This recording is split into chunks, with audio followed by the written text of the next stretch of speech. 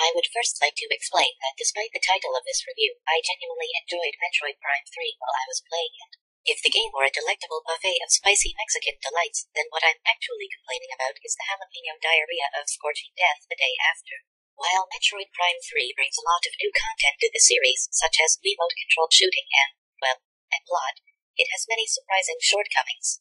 The Metroid Prime games have a very serious case of a condition I've come to call Zelditis. This occurs when an adventure game has you collect a variety of entertaining weapons and gadgets you can use to defeat enemies, and then with no new ideas for a sequel, as you collect these same weapons and gadgets over and over again.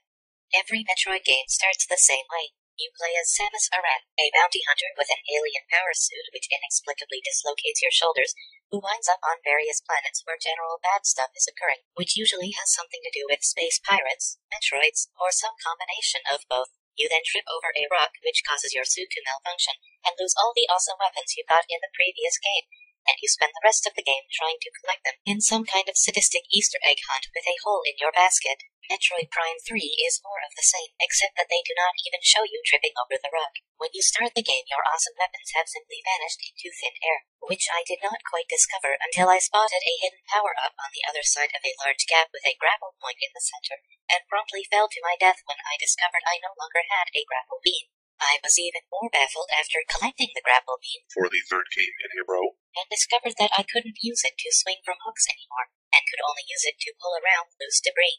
I could already throw the grapple, it stuck to things, and it could support several hundred pounds of rock, but apparently I required a second upgrade to remember that I had already used the item as a grapple in 2 other fucking games. Metroid Prime 3's power-ups are so limited that there is not a single new item in the entire game, and even most of the fun weapons from previous games have been removed to be replaced by absolutely nothing. By the end of Metroid Prime 1, I had 4 different kinds of energy beams, missiles, super ice missiles, ultra ball pods, a flamethrower, and something I can only describe as a beam of electric purple jittery death. By the end of Metroid Prime 3, I only had regular ice missiles and some green energy weapon called the Nova Beam that made my gun look like it had a bad cold. Also, I know that expecting to play a Metroid game without running into Ridley is about as naive as expecting to wander into Iran with a I Heart Mel Brooks t-shirt without getting shot.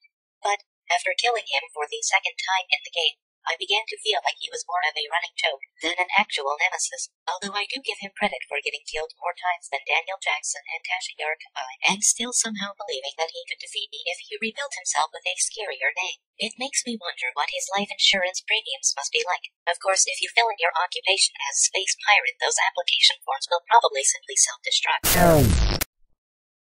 Wait, where was I? Oh yes, something about retarded gay head crabs. Oh shit!